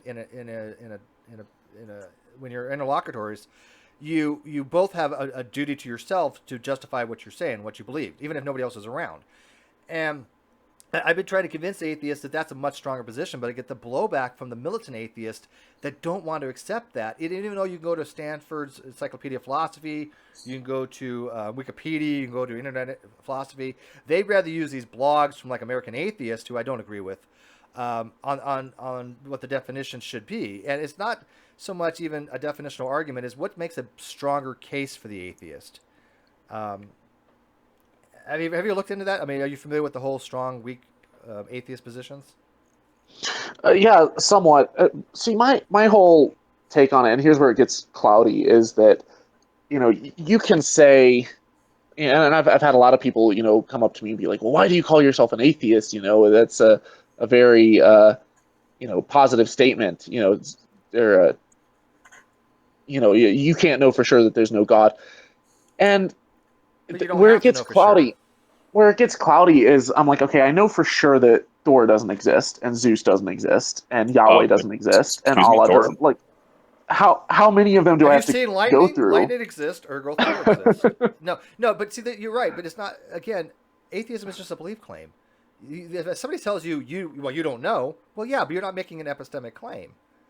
Don't let them go down that route. Just say, yeah, I'm not saying I know God exists or go, whatever. I'm saying I believe God does not exist, which is a lot different than saying I don't believe. Because when we're asking somebody what their position is on a proposition, like does God exist, I want to know what you believe, right? And if you say, well, I believe God exists, I know what you believe. But if you say, I don't believe, that just tells me what you're not believing. And that doesn't really answer the question. And theists will latch onto that. A philosophically minded theist or a really good presuppositionalist, which I use the term good sparingly because there's a gradient. I think it's all shit. But they'll try to latch onto that and get a philosophically naive atheist cornered on that. So by They'll say, well, you don't believe in anything. I love, you know what? I love how they do. I love how they take atheism is literally the position on one claim. That's it. It just means you believe God doesn't exist. It has nothing fucking to do with anything else. You could be exactly Big Bang, you could be steady state, evolution, abiogenesis has Flat nothing Earth. to do. Yeah, exactly. They don't get that. They really don't. And here's so I had this girl I was talking to when I was back at Texas A&M, which I mean when I was there you're surrounded by young Earth creationists and not specifically at Texas A&M but Texas in general. I had this girl who she was blown away when I said, she pointed up at I had this plaque on my wall that I got from when I was in Russia, and it was basically a map of the subway system, but then on one side it had like this icon of like Jesus on the cross. And she said something about like God is watching her or something. And I was like, what are you talking about? And then I looked up and I didn't even realize like that I had Jesus on my wall. And so I told her very much like, I'm like, oh, I don't believe in any of that. And she's like, are you atheist? Oh my God. I was like, of course I'm an atheist. I'm like, because no, She had not to an whisper atheist. and basically, wait, hold on a minute. Are you saying you had a plaque that on one side had the Moscow subway system, and on the other side it had a religious icon? No, it had like in the corner, it had like this Jesus icon thing, and then it had like these ads and shit, and like then the Moscow subway system and like Russian. Oh, And okay. I was going to say it'd be funnier if it was like a flippable board. Yeah. That way when the commissars you flip it over, yeah. Yeah. You flip it back over. You see us flip it anymore. over. Yeah, exactly. But but isn't it weird how they treat it like a pejorative word? Like you're an atheist? Exactly, and that's why it completely blew her mind when I was like so vocally like positive about it. I was like, absolutely I am. Why would I be anything else? But then she's like, so you don't believe in anything? And like then I just went off, like not in like a mean or a harsh or negative way, but I was like, let's see, I believe in like the kindness of strangers and in humanity and bettering, society and, That's just crazy showing talk. love to people around us and science and exploration and skepticism. And I'm like, I believe in a whole lot of things. I just don't believe in fairy tales. That's hippie jargon. Well, I'm glad that you actually, agree that, a belief is your belief, right? It's a positive position, and that's how it's always been in philosophical atheism. And there's nothing Well, I wrong just with think that. a lot of Atheists people, need to, a lot of need to people take that and run don't. with it.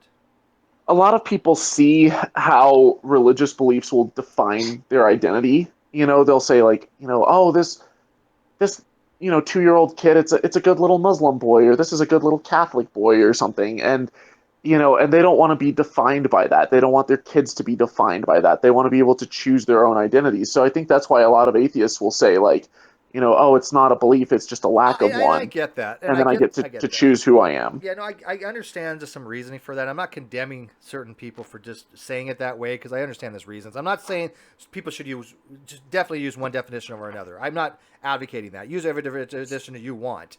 But it's always been my position that if you are going to be an advocate for atheism, you really need to be a positive atheist. You need to say that God does not exist, because if not, you're doing a disservice to atheists because you come across as very weak by saying, you know what, hey, theist, you need to make your case. You have all the burden of justification. I have none. That's not how it works in philosophy, and it just makes them look really, really weak.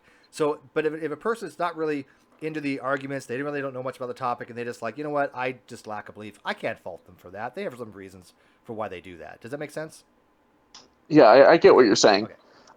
I'm not as so I'm sure you're familiar with like David Silverman's approach Oh, on yeah. how he's like we all have to identify as atheist and we all have to I come don't out of the agree with him a woodwork. lot on a lot of And things. and I see where he's coming from because we are very very heavily underrepresented and there's a lot more atheists than people realize and that would help remove a lot of the stigma. But At the but you same don't sacrifice political sound, or excuse me, philosophical soundness for political expediency, and that's what he wants. Well, and at the same time, if I'm in a group in Scandinavia or Thailand or somewhere like that, and I'm, meeting with a bunch of, fairly progressive millennials talking about, what we believe in, yeah, I'll straight up be like, oh yeah, no, I'm an atheist, and 90% of the time they are too. If I'm talking to, someone who I'm at a job interview and, I'm, or maybe I'm employed and I'm talking to an employer and the topic comes up, you know, I may not want to use the atheist word, and I don't have to be dishonest about it, but I might be like, yeah, I want to go where the truth leads, and I'm not really religious, but that might have a lot less Absolutely, of absolutely. negative impact on my future Yeah. career I potential. could say non-religious, non-denominational, naturalist. I mean, but then again, they shouldn't be asking those kind of questions to begin with. Well, in an But yeah, interview, but yeah, sometimes I know the real world that stuff situations comes up. comes up, right?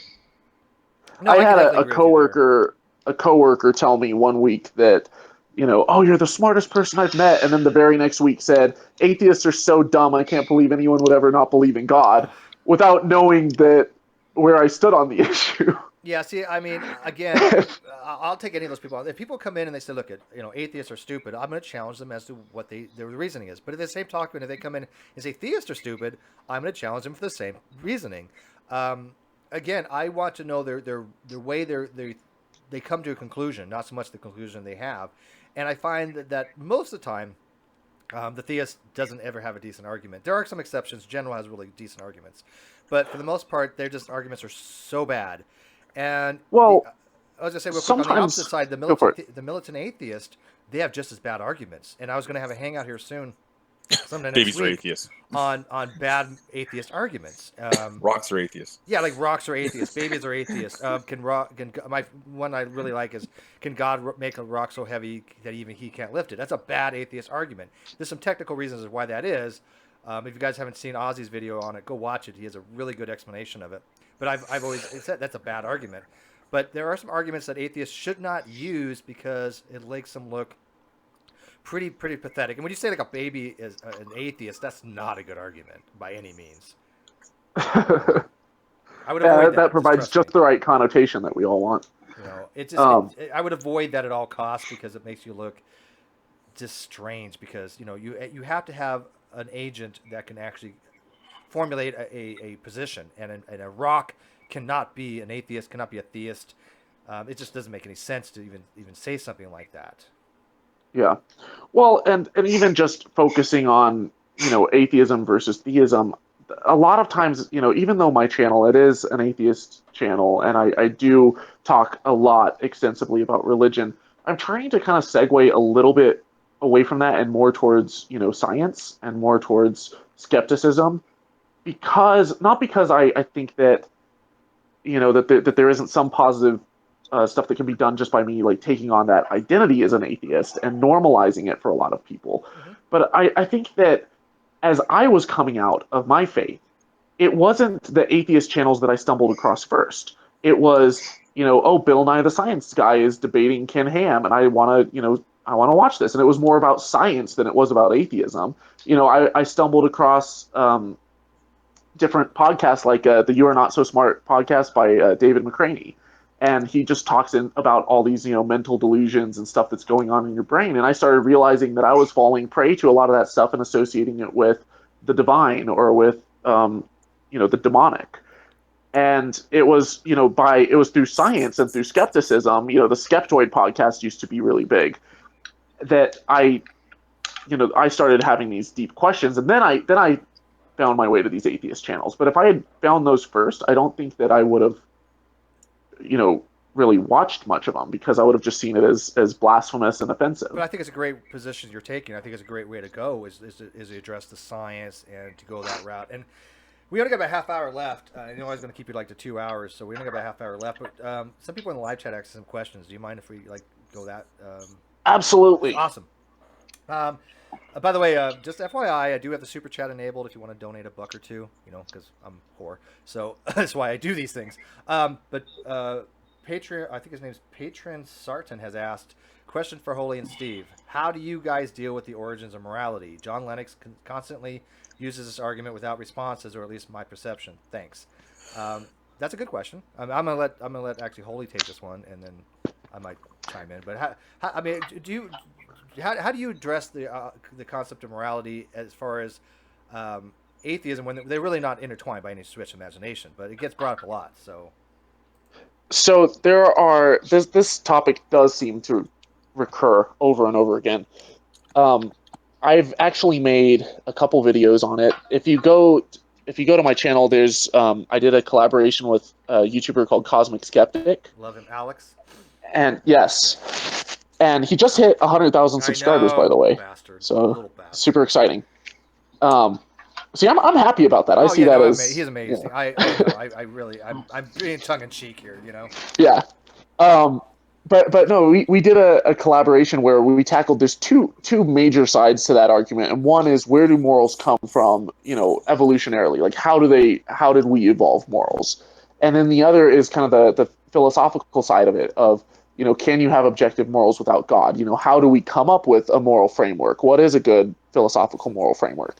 And one of the things I say in my video is this idea that you can't have objective morality without God is like it's an ad hominem attack on atheists. It's basically like saying, you can't have an objectively good economic framework without the monopoly guy. It makes no sense. And when you start actually looking at where moral frameworks come from, you have, even within religions, you have divine command theory, and you have, even the Bible has evolved over time, and the morals that people follow are, they change from one culture to another, even within Christianity. You have, sorry, go ahead. You have different religions that, will say one will allow you to eat bacon, but not, beef, or another one, like with Hindus, or with Muslims, they can eat beef, but not bacon. If morality was completely objective across time and across cultures, that would be ingrained in us, and that wouldn't be something that we come up with. Yeah, it's amazing that objective morality that evolves, right? Their version of objective morality changes, which is kind of strange. So yeah, that's a good point. Like, see, I accept there could be objective morality, but that doesn't necessitate a divine being for that. And that's, Steve, that's the mistake that people make. What's that? But there also be contextual morality. What do you mean? Well, within a culture, because of the context in which they are, their morality may differ from another culture. Well, that's called moral relativism. Or is it another term? Okay. Yeah, that's a very specific thing. Descriptive moral relativism. That's called, where you have good and evil as compared to the society that they deem to be. Oh, okay. Yeah. So when we're talking about objective and subjective, that literally means mind independent. I mean, if I have a proposition, and let's say you do believe you're not a non-cognitivist, and you do believe that you can prescribe a truth or false value to a moral proposition, if I think it's true and you think it's false, objective morality would say it doesn't matter what either you think. The proposition is either true or false, right? Yeah, I tend to lean towards Scott Clifton's summation of morality. And I'm pretty sure most of y'all have heard that. I love Scott Clifton. Yeah. It's a great way. It's like a great base to start from. It really is. Yeah, it's when they get into like the moral or ontological arguments, like, oh well, if God doesn't exist, there could be no objective morality. Objective morality exists, therefore God exists. Something along those lines. It's like, that's a shitty argument. You're basically defining God into existence, and that's not going to be an argument that works. Yeah. Yeah. So next question, Wayne Fillmore, my buddy Wayne. If Holy Koolaid came to the conclusion that New Testament was reliable, would he change his theological stance? As in, is it 100% literal, and all of the archaeological, historical evidence and scientific evidence confirmed it? Yeah, how reliable are we talking though, Yeah. Wayne? Are we talking about the historical evidence? Because I'm okay with historical evidence. I think these cities existed. I think a lot of these people did exist. I'm not a mythicist. I think Jesus did exist in some capacity. Um, I mean, it would certainly change, like if I saw, oh, hey, there's all this historical evidence, and that the Bible seems to be accurate historically, yeah, that might change the way that I look at history a bit. But if it's in terms of, oh, and Jesus rose from the dead and we have all this evidence for it, um, and it was completely reliable, yeah, I would. Like, I want to go where the evidence goes. I want to follow wherever that leads. And if that's to a particular religion, then, you know, okay. Um, would I be, completely thrilled by it? Probably not, just given, all the stuff that I know about what, God did throughout the Old Testament, some of the horrible commands that he commands in the New Testament, but I would still, be obligated to follow wherever the truth leads. what happens if God came down and And, said, and "Hey, I, Thomas, I exist, but you know what? The people got the stories wrong. They fucked it up in the Bible." He's not going to say that verbatim, but you get the idea. But I mean, he says, I do exist, but a lot of people, they just made a lot of mistakes. It wasn't really like that. Um, and I'd be like, who put shrooms in my milkshake? Yeah. The good kind, right? At least that'd be more reasonable, though. Well, and even that, something like, if God was speaking to me on a regular basis and other people could hear it and see it and he's there and he's interacting and saving It'd people make you from think, death, wouldn't and it? yeah, and then I would be like, oh, okay, like, why haven't you been here all along? All right, sweet, God's back. Like, Divine this is hiddenness. cool. Let's, yeah, and I'd if he wasn't completely, evil and sadistic, and Well, there I are wouldn't versions where understand why. I wouldn't understand why he would need us to worship him, if he's capable of creating a universe. But not all versions of God make him out to be a moral monster. A lot of them do. Don't get me wrong. Completely true. I mean, but there are oh there are yeah, some people that don't accept a lot of that stuff, and don't make him out to be as moral monster as what the Malachites, the genocide and all that. But Wayne had asked. This is kind of a weird question because I want to phrase it exactly as it said because I don't want to take it out of context. But he says, if it was shown to be true that Jesus resurrected from the dead, would he accept Christianity? But the problem I have with that question is, if it's true, it doesn't matter whether he accepts it or not, right? I mean, true is true. You're automatically assuming that it's true, and therefore, if it's true, yeah, then you, of course, a logical thinker or a rational thinker would accept it if it's true, right? I mean, that's kind of a strange way to put it. Do you kind of see what I'm saying with that, Thomas? If the proposition is yeah. true, to be a rational reasoner, you would accept the proposition, right? I mean, just say, oh, it's true, but I'm going to deny it anyways. That makes you irrational by definition. Well, and ultimately, we can't really choose what we believe. If I Please stick choose a you.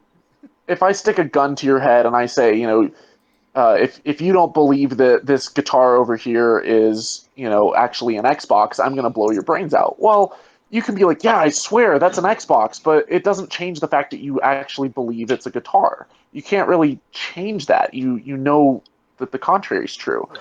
I And like so, the way you think.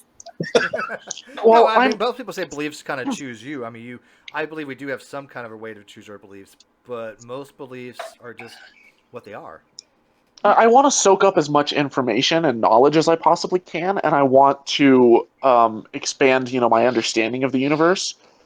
But ultimately, like, I'm gonna go wherever the truth leads. But how I get there might be different from someone else. But I'm not gonna completely just deny something and walk away because I'm, angry or pissed off. That's not how I became an atheist, and I'd like to think that if I ever changed my perspective, that it would be through reason and rationality. Yeah, don't you have a video that talks about most atheists don't they're not mad at God, so they become an atheist. That's not the vast majority of atheists that I know, especially the ones that are ex-young Earth creationists, left the faith because they felt like they were being lied to when they found out young Earth creationism wasn't true. It just they couldn't recover from that. They just, you know what? If all this has been bullshit, then everything they've been saying is probably bullshit, and they just lost the faith. A matter of fact, what's weird is that a guy right now by the name of Theodore Valentine, he was the guy that started freehoven.com. And he has videos out there now that Wayne Fillmore has talked to him. I've talked to him. And he fully agrees now that Hovind is a con man, right? He understands what we've been saying for years. Hovind is a con man. But he still accepts young Earth creationism. He's still doing a ministry on young Earth creationism. And I find that to be odd. right? Yeah, very odd. Yeah, and Barbara too. And The Barbara Barbara as lady. well. And Barbara, Yeah. she's a lot more. You mean Deborah? Oh, I've been Deborah, commenting Deborah. with her. Yeah, Deborah She's is, not. I mean, she's a Deborah. little Yeah, crazy. yeah. Sorry. She's a little Deborah. out there. Yeah, she is. Yeah, I mean, she won't talk about young Earth creationism. She's adamantly won't do it on Facebook or G Plus with me. So I'm wondering, I guess. if the penny hasn't dropped for them yet. Can I ask Thomas a quick question? Absolutely. Yeah. I guess my question to you would be, well, where's your source of information as far as research goes in regards to the Christian faith? Like, are you go to peer review academic orientated research in regards to the faith, or do you get it from like mattslickcom.org or something like that? Well, so growing up, most of the stuff that I read was, I mean, obviously I read a ton of, stuff just directly from the Bible and memorizing, passages of scripture and stuff to kind of gain an understanding of the Christian belief system. But then, I had tons of books by, various apologists, people like C.S. Lewis, Oswald Chambers, different pastors, people like Matt Slick, but not Slick particularly. But then as I came out of the faith, I did start, looking more into some peer-reviewed work and into. I haven't really dove too much into, scientific journals or peer-reviewed historical journals for studying biblical history. More so with science, but it wasn't really the history that pushed me away from my faith. It was more the scientific aspect. Which is kind of what I've been Well, saying. that- People don't yeah. they learn the science is wrong, that Well, young creation is wrong. Because so. ultimately, the more evidence that I learned, proving evolution to be true, then the more I realized that, hey, if there's no first human, because within evolution there isn't, you have entire populations that are evolving at the same time. You have thousands of or millions of members of a particular species all reproducing together, or else you get a genetic bottleneck and it's more likely to die off. And you're always the same, just like there's not one day where all of a sudden you're no longer a baby and you're an adult. It's like a very gradual, slow process. You're always the same species as your parents and as your children. So if there is no first human, then there's no original sin that's inherited by all of us. And if this entire story of Adam and Eve is an allegory, then there's no need for Jesus. There's no, is he an allegory too? If so, it's a cool story, but it's just that. Unless there's people accountable for their own sin. I mean, there are some. Yeah, but Steve, what Koolaid is saying, then the whole house of cards then falls apart. Well, if there's no original sin, under the Jesus dies for your sin. He doesn't die for anything, so it falls apart on him. Yeah, but I do understand that, but that's not all Christians. Not all Christians. No, not all of them. Right. Just, well, no, just some of them. you don't even have to be a young Earth creationist. And I made the transition from young Earth creationism to I believed in evolution and that was the method that God used. And even still, it was finding there's not really a way to reconcile that. There's not a way to to be like, oh, and that's the method that God used, but then if there's no first human and it's all an allegory, then what's the whole point? Yeah, I think this is where you and I need to have a discussion. Gauntlet Throne, check it out. Live in the Great Big Community, General Han Solo and Holy Koolaid. Ding ding. I believe General Han Solo is issuing a challenge. No, because I would love to showcase to Thomas that evolutionary theory and human origins, the out of Africa model and so on, is perfectly in line with the Genesis account. Thomas, it will be fun and informative. Trust General. I'll tell you this, Thomas. General is no slouch. I mean, we may not always agree with him theologically speaking, but to say that he doesn't know the Bible very well or doesn't make informed arguments, I could never do that. The guy's pretty good. So Even atheist I know respects him. So and wake up and go to the store and come back and he's still talking about it. But you'll learn something in the end. You know what's funny? It's actually like the diehard Christians that actually push General to the side. I mean, every atheist we kind of know has a lot of respect for General, but That's because the diehard Christians don't know what he's saying. That's true, exactly. You know what? Exactly. They What do you really mean you're don't. reading the Greek? They don't. They're like their eyes glaze over. It's like the same thing when I went on to Council Google and I started explaining to them, evolutionary theory a little bit. Their eyes just like glazed over. They couldn't understand. Finches have finches. Oh my God, amazing. Yeah. Myers Law. I remember he uses just that for some reason. the last Bible Thumping Wingnut show. I came in near the end, and I said something that as usual, I say something that they've never seen before. And I kid you not, but the moderator of the whole Bible Thumping Wingnuts, the room turned to silence for like a good 30 seconds. And then he chimes in going, well, as usual, John Hansel says something that just makes us all like not talk. So Well, they were pissed at you the other day because you were standing up for me, and they didn't even know where to go with that. And again, I want to tell you again, I have a large audience watching right now. I want to thank General for doing that. That he didn't have to do that, and I don't really ask people to go out and defend my honor per se, but it was very touching, and I was appreciative of it. But they didn't know where to go with that. Yeah, but it was the right thing to do, though. I mean, it sickens me to see Christians behave like the way they behave.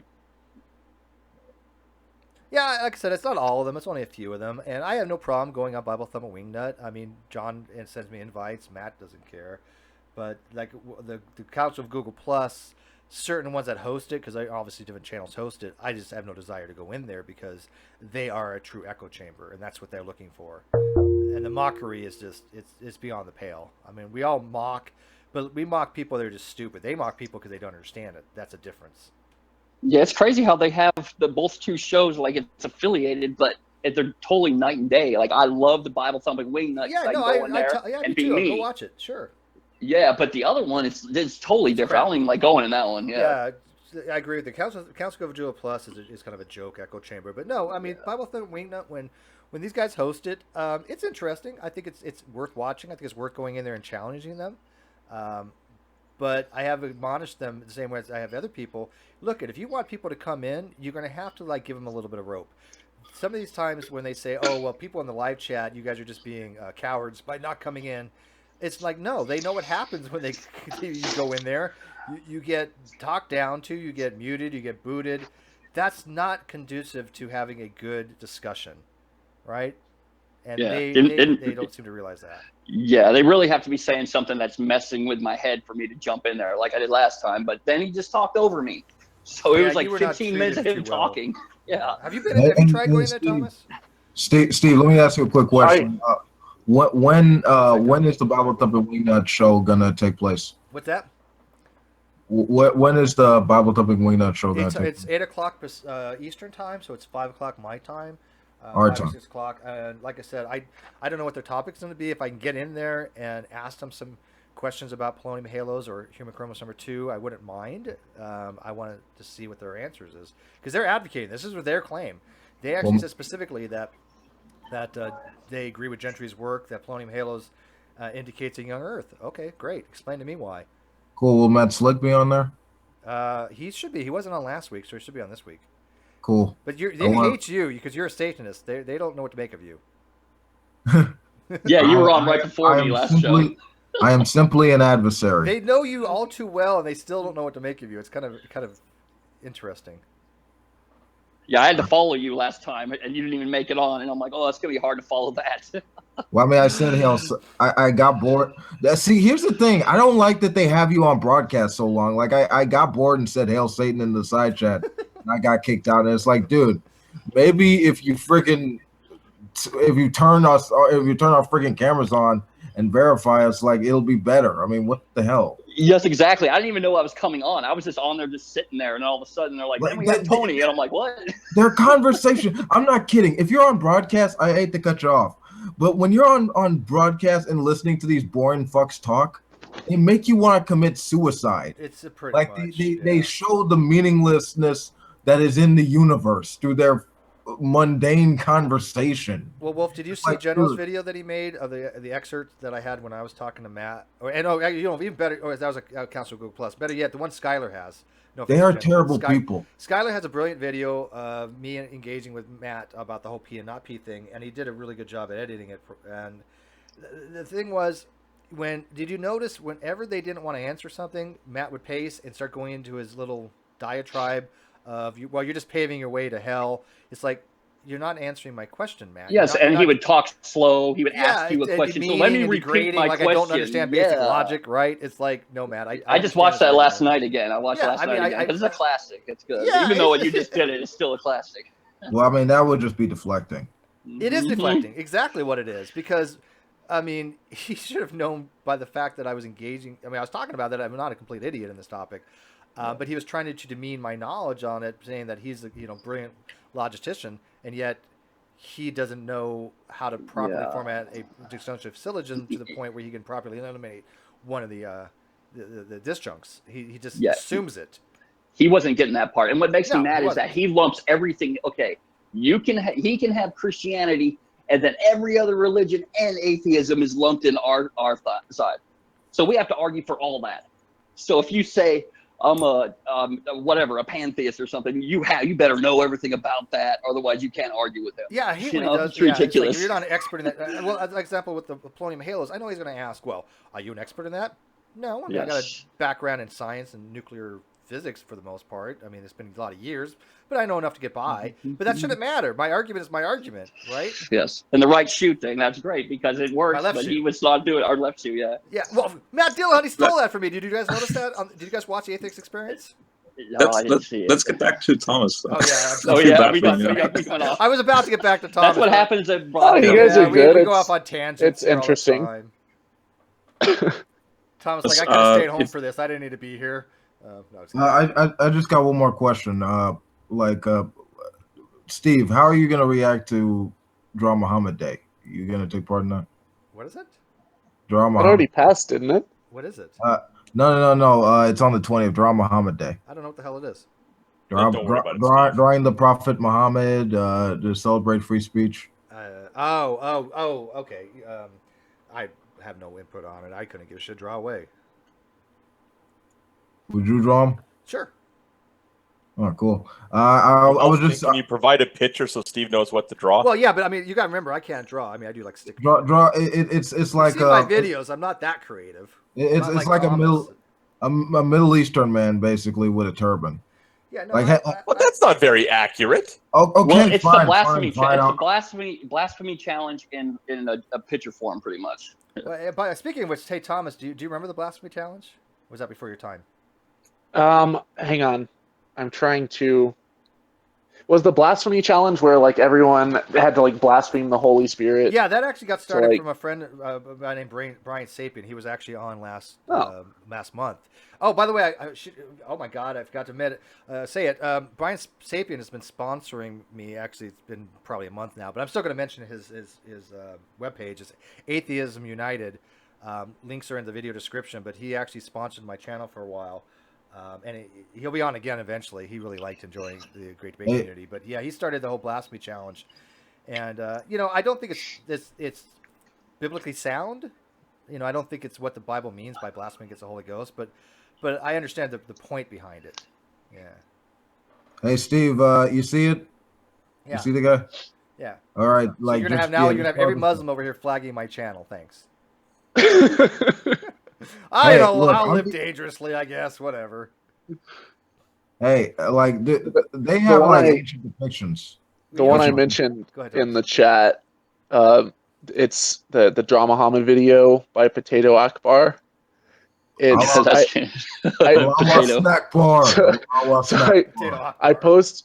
I reposted it, or I copied the link over to Reddit, and apparently people didn't. The atheism Reddit, and apparently it wasn't too popular, but I thought it was funny. Basically, the guy draws a picture of Muhammad upside down, but it looks like something else. It looks like a face, and then he flips it, and it's Muhammad. Well, here's the thing, and that probably would be pretty cool. Here's my stance on this.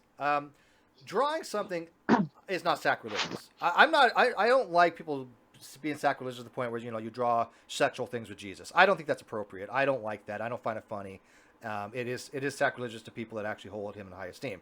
But just by simply drawing Jesus, who cares?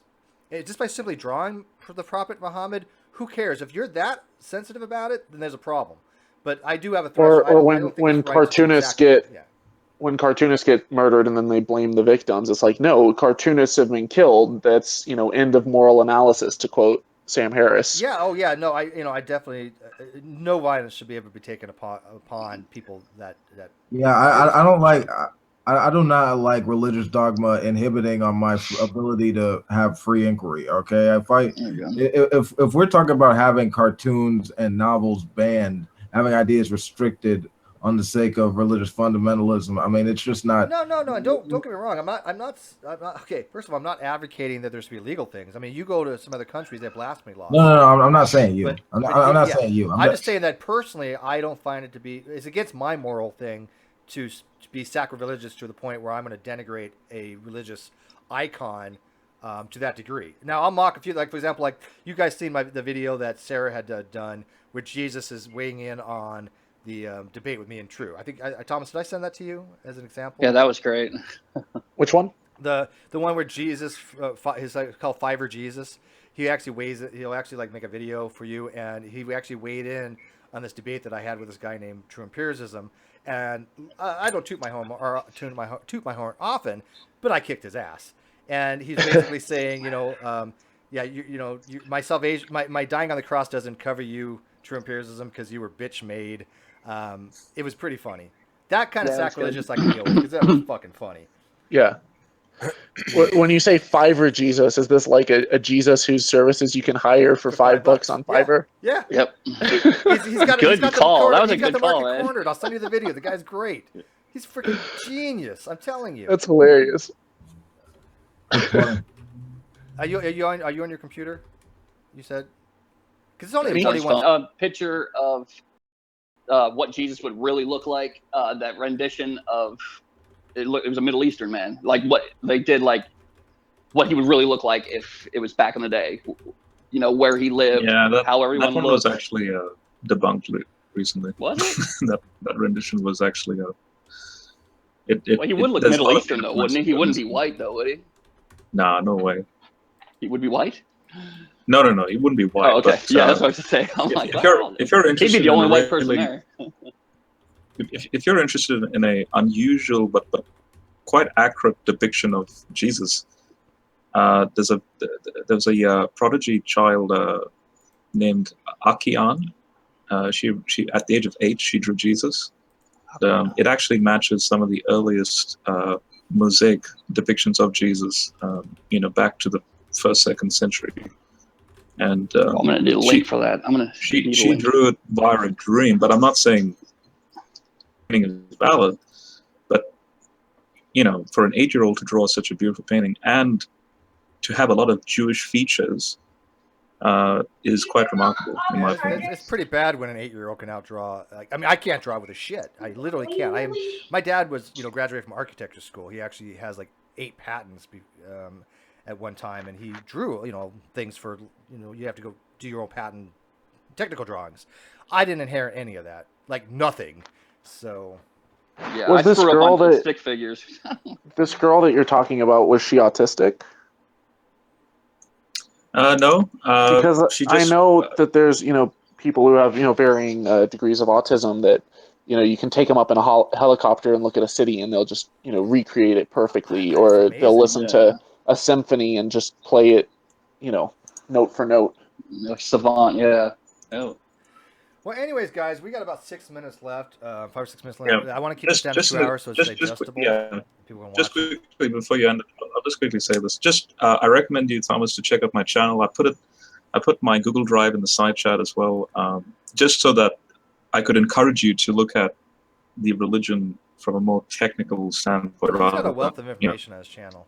It's interesting, actually. I'm an atheist, and it's interesting. He even collected all the PhD theses for all the young Earth creationists to see how hypocritical they are, because their papers, like one of them was literally on rubidium strontium.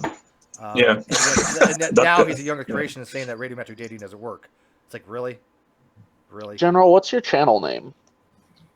It's in the side chat. In the side chat, I posted my Google Drive link and if you, a video that I. If you go to Google and if you go to YouTube, it's a real easy way to find General Han Solo's channel. Just type in "how I died for my own son."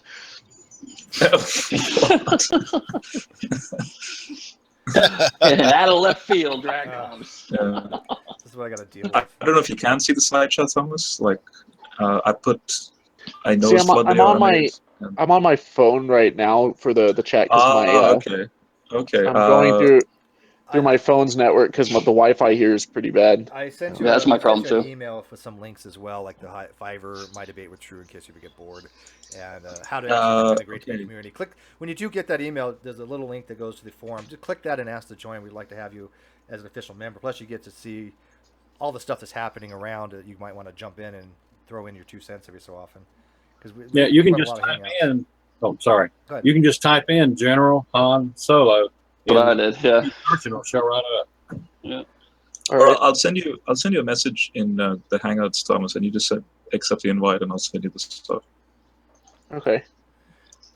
But like I said, I do. You're like my second. You're the second person. It was Dark Matter, I believe, and then you, Dragnot, and then Steve, and I went from there. But you're like the second one that I got into. Hell?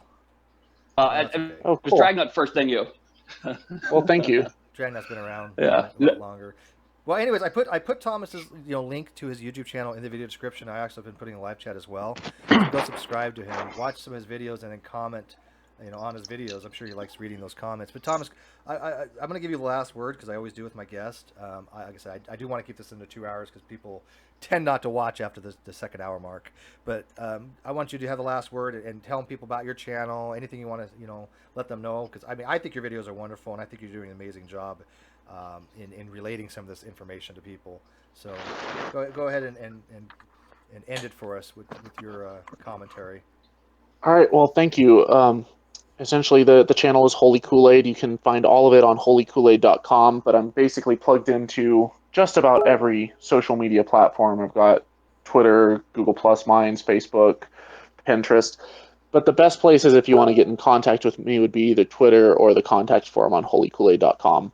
But yeah, I put out a video every week and try to promote scientific skepticism, education, and curiosity.